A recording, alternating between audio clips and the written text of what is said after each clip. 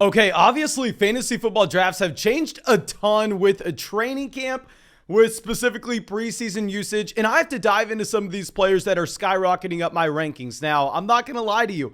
A lot of these players gaining a ton of value, I didn't necessarily like early on in the process. I want to give you my new thought process on these players and where you should be drafting them in 2022. But before we dive into it, of course, go down there, drop a like on this video, subscribe to the channel. It's coming down to the last second, ladies and gentlemen. If we hit 90,000 subscribers on this channel before the season starts, we are going to get that 24-hour live stream draft marathon underway. We're pretty damn close, so drop that like, subscribe, and because of all the support, I'm going to answer the first 200 comments in today's video. So if you have any questions, feel free to go down there to the comment section. But let's bring up our first player. This is someone that I've always been kind of neutral with, Brian Robinson. Now, the second that we had Brian Robinson get drafted out of Alabama, I was sitting here going, okay, yeah, this is a massive red flag for Antonio Gibson, because Antonio Gibson led the NFL in fumbles last season at the running back position. Now, I think that honestly, fumbles are kind of a small sample, a random occurrence, very similar to injuries, very similar to drops at the wide receiver position, that if we look at how they correlate season to season, 9 times out of 10, if someone's coming out talking about fumbling issues, injury issues, wide receivers dropping the ball, it's honestly usually just a fine excuse to go out there and take the discount on a player in fantasy.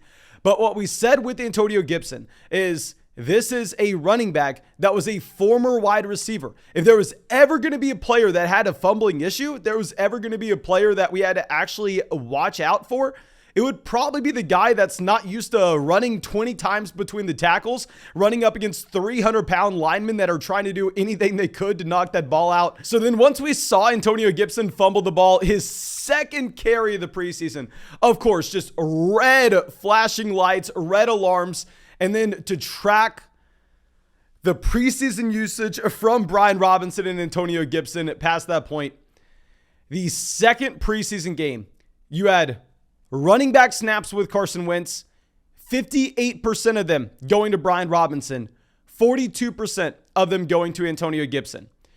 With those snaps, 8 carries for Brian Robinson with Carson Wentz on the field, 1 carry for Antonio Gibson with Carson Wentz on the field. Antonio Gibson returned a kick this game. This is telling us that, hell, looks like that downside case, that risky situation that you had with a Gibson, may actually become reality, and all of a sudden you may be looking at Brian Robinson as the starting running back in Washington. Now, we need to ask ourselves, what exactly is this role actually worth? Because with Brian Robinson, if he is the quote-unquote starting running back, or the running back 1B, the running back 1A, whatever it is, as long as he's in a committee with Antonio Gibson, I actually think that neither one of these players is going to be startable in fantasy football, because you can get away with being in a running back by committee if it's a 2-man backfield. If every running back touch is being given to a total of 2 players splitting that workload.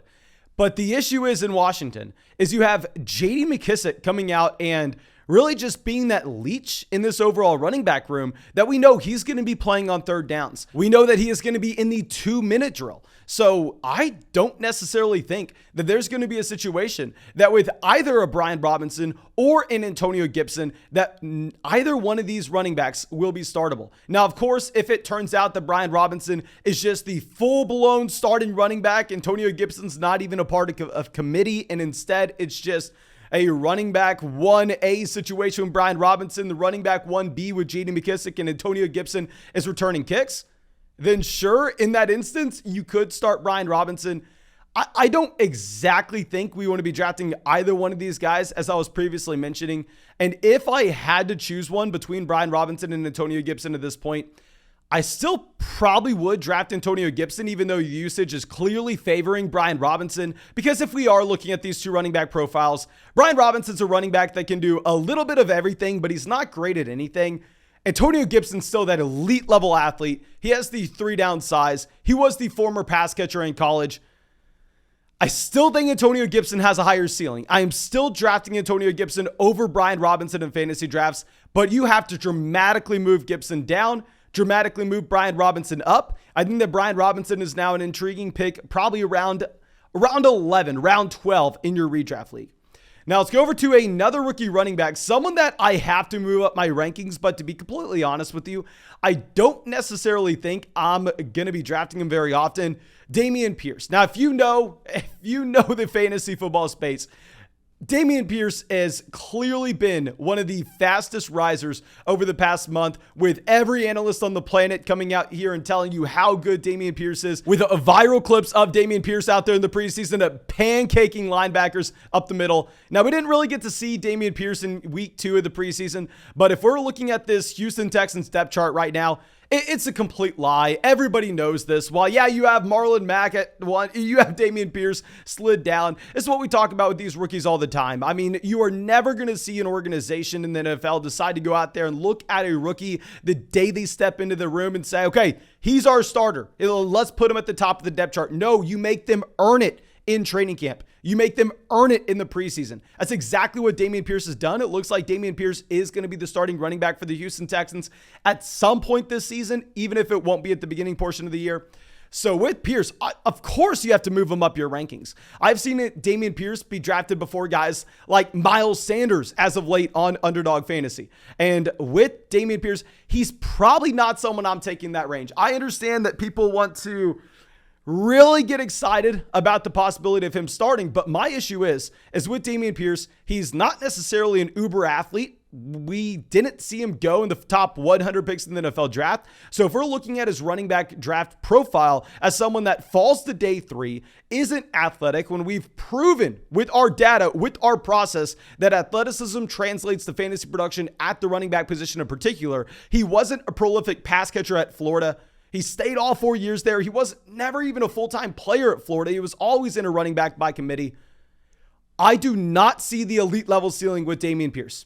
I don't see it. I don't ever see how he becomes a running back 1 in fantasy. Maybe if he was on a different offense. Maybe if he was in Philadelphia instead of Miles Sanders. Because in Philadelphia, hell, you have like the number 1 offensive line in the NFL instead of a bottom 5 unit in Houston. And if we're looking at what Las Vegas is telling us right now, Vegas has the Houston Texans as the worst team in the NFL. So do I even want the starting running back behind one of the worst offensive lines in one of the NFL's worst offenses?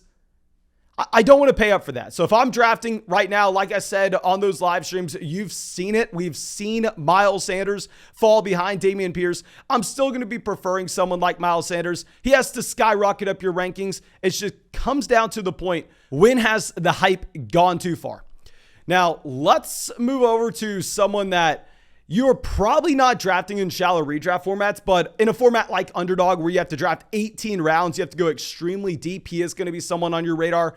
Zamir White's another rookie that I think we need to be moving up dramatically. The reason for this is there's no Kenyon Drake here. I mean, we had no idea who the running back 2 was going to be in Las Vegas this upcoming season. Most people, correctly assumed it would be Zamir White, but that was no guarantee. I mean, this was a very crowded running back room. Kenyon Drake was getting paid a crap ton of money, and then he allowed them to restructure his contract so he could stay on the roster. Hell, I guess even that restructured contract is not going to guarantee him that roster spot. So Zamir White, I don't want to speak on him too much because he's not a running back with a receiving down role ever in his range of outcomes. He had no usage in the receiving game at Georgia. I know he played with James Cook, but still. So in your shallow casual redraft format, maybe you just put him on your watch list in case something happens.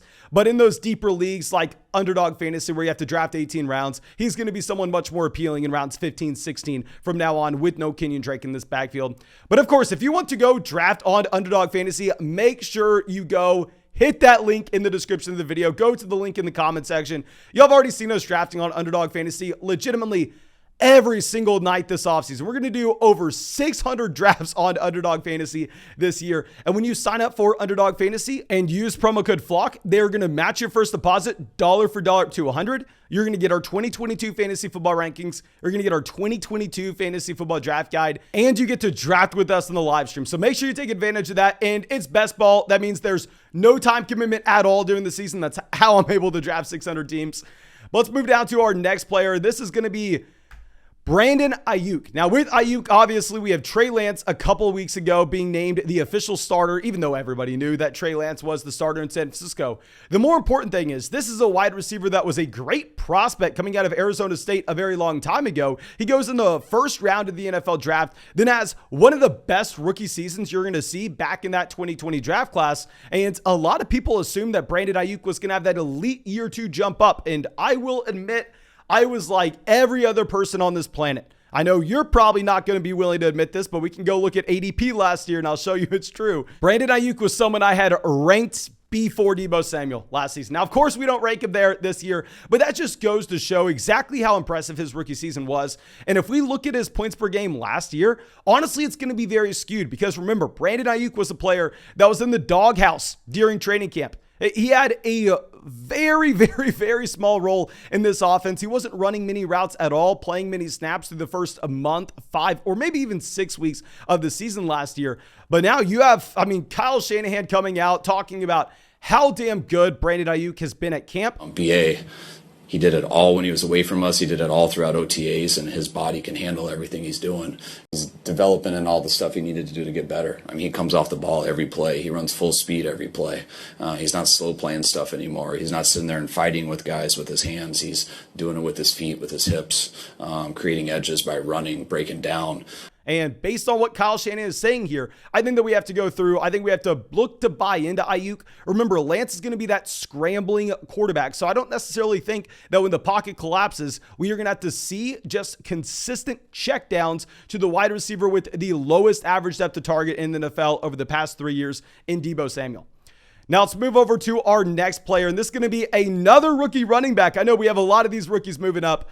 Very similar to Zamir White. This is going to be someone that matters a lot in those deeper formats, but in your casual, shallow redraft league, maybe you don't care. Isaiah Pacheco is someone that I do not believe in. Let me get this on the board. I don't believe in Isaiah Pacheco to be the starting running back in Kansas City, but if I were to ignore the usage of these running backs in the preseason, then what the hell am I doing here? Because I can't ignore the fact that with Patrick Mahomes, the second week in the preseason, you had Clyde Edwards-Helaire playing 7 snaps, and then directly after that, the next running back in the game, Isaiah Pacheco. We saw the same thing the first week of the preseason. Clearly, Ronald Jones is not playing at all with this first team. I wouldn't be surprised if by the time this video comes out, Ronald Jones is no longer on the Kansas City Chiefs. And back a couple months ago, I was drafting a decent amount of Rojo when we were getting him in the 13th round. And my thought process was, yeah, this is a very bad running back, but who the hell cares if he's going to be playing in the Kansas City Chiefs offense and they're going to be 1 million points scored.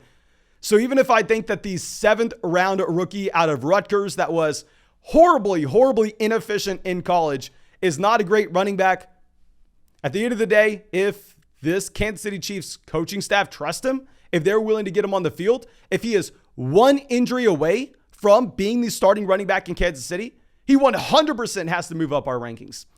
Now, our next player is going to be someone we've talked about a lot. We called him a must-draft guy about, 2-3 weeks ago as those late-round targets. George Pickens. Here with George Pickens, you have recently seen sportsbooks move the Offensive Rookie of the Year odds in his favor, being one of the top candidates with Offensive Rookie of the Year. That is crazy to see. And with Pickens, I'm willing to buy into it, unlike some of these other rookies like Damien Pierce. We're moving him up our rankings, but I think the hype's gone out of control because he always had the elite level ceiling. You look at George Pickens, 5-star prospect coming out of high school. He gets to Georgia, 18 years old. He dominates right away. He declares early for the NFL draft. He goes in round 2 of the NFL draft, despite obviously dealing with that injury at the end of his sophomore year, lingering into his junior season, where we really never got to see that top end dominance from George Pickens in either his sophomore or junior seasons in college. So with Pickens, he always had an extremely wide range of outcomes. He had a much lower floor than guys like Chris Olave, Drake London, Garrett Wilson. I would even argue like a Jameson Williams. But arguably, based on the elite traits he displayed, he had similar ceilings. So now that we are getting this performance in the preseason, we are getting everybody in Pittsburgh training camp telling us how damn good George Pickens is. I am now going to have to move him before Chase Claypool in our rankings. I'm going to have to project George Pickens right now to be the wide receiver 2 in Pittsburgh. Now, our last player, I wanted to keep him till the very end because very similar to Zamir White, in those deeper formats, it matters. In your shallow leagues, it doesn't. Romeo Debose, this is someone that's dominated the preseason. I do think that now you have Christian Watson back in. Christian Watson is most likely going to be playing over him. I think that Romeo Debose is most likely the 4th option in the passing game here in Green Bay behind Aaron Jones, Allen Lazard, and Christian Watson. But for the time being, this is a wide receiver that has been able to develop that chemistry with Aaron Rodgers. He had some impressive traits with this rookie profile. So let's go through. Let's move him up in our rankings. We're in those deeper formats. I think that he is a viable draft pick at this point. But of course, thank you so much for checking out this video. If you have not done so already, go down there, drop that like, subscribe to the channel, help us get to 90,000 before the season starts for that 24-hour live stream. But thank you again. I appreciate all of you. I hope you have a great day, and I hope we get to see you with the live stream tonight.